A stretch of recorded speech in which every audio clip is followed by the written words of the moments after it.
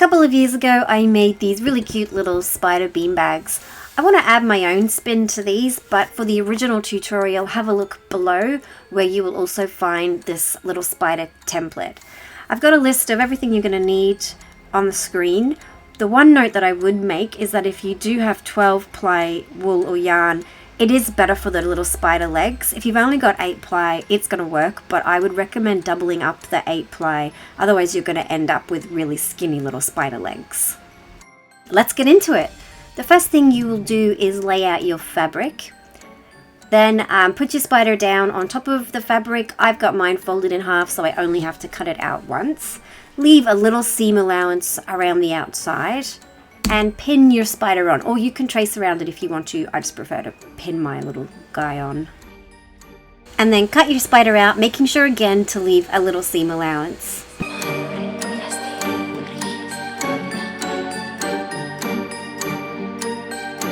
And now for the legs. You can gauge how long you want your spider legs to be. The only thing I would say is make sure you add an extra 2-ish centimeters to whatever measurement you decide. Using your first piece as a template, cut out another 23 pieces.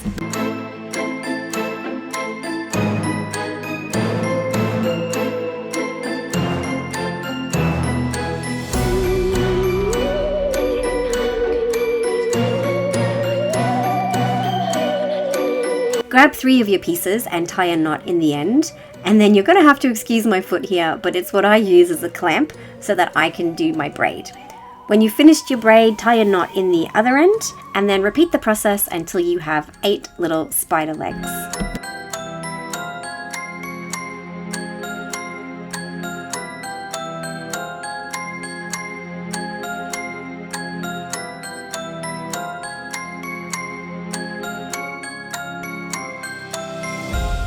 You'll need 1 piece of your spider fabric. Make sure that the wrong side is facing up, and you're going to start pinning the legs on. Start with the first leg just up from the tail, and make sure you leave a space between the tail and that first leg, because that is where we're going to leave a gap and we will turn the spider right side in.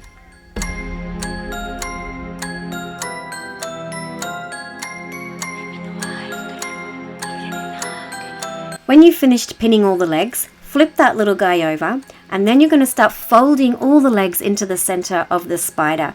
You want to make sure that the pins and the legs stay flat, but that the end of the legs is out of the way and really tucked into that center.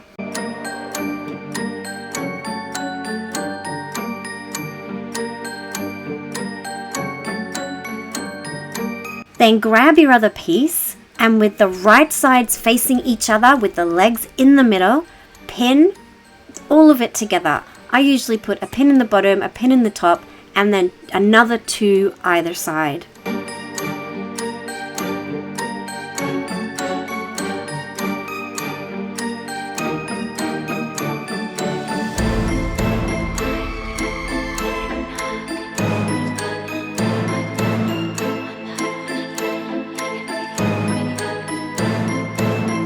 And over to the sewing machine. So we're going to start on the tail end of the spider, and we want to make sure we leave that gap so that we can flip the spider in the right way.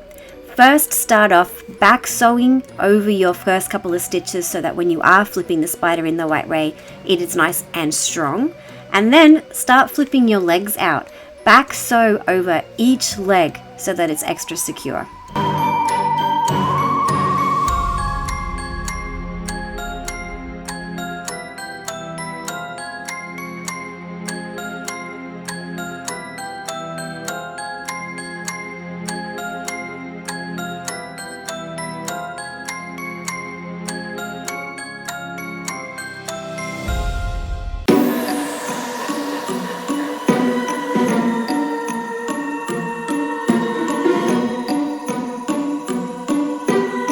Alright, he's starting to look pretty good, I think. So cut your threads, and then you're going to cut all of these little spider legs off. Don't be scared, it's going to be fine. And then do your best to turn this spider in the right way. Now, if you've left a really small gap like I have, it could take you a while, so do try and make sure that your gap is big enough that you can turn it in the right way, but not so big that you have a really big gap that you have to sew up at the end. Once your spider is finally right side out, just pop your finger back inside the spider and push all the seams out and give each of the legs a little tug.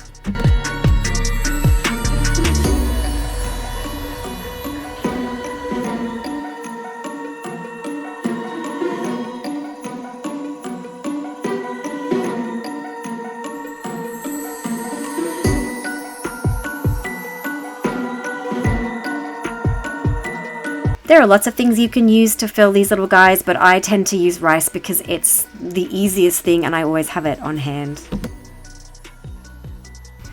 Once you've filled your spider, it's back to the sewing machine, tuck in the fabric so it's nice and neat, and then just quickly sew up that hole. You can hand sew it if you really want to, but I'm not that fussy about it, so I just use the sewing machine.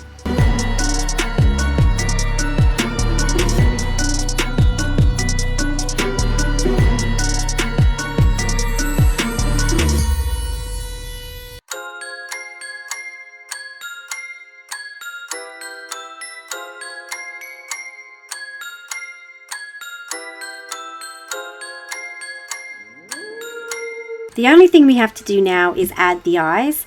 On my little spider, by pure accident, that jack-o'-lantern is in the perfect position, so I'm going to utilize the eyes of the jack-o'-lantern and glue my googly eyes right over the top.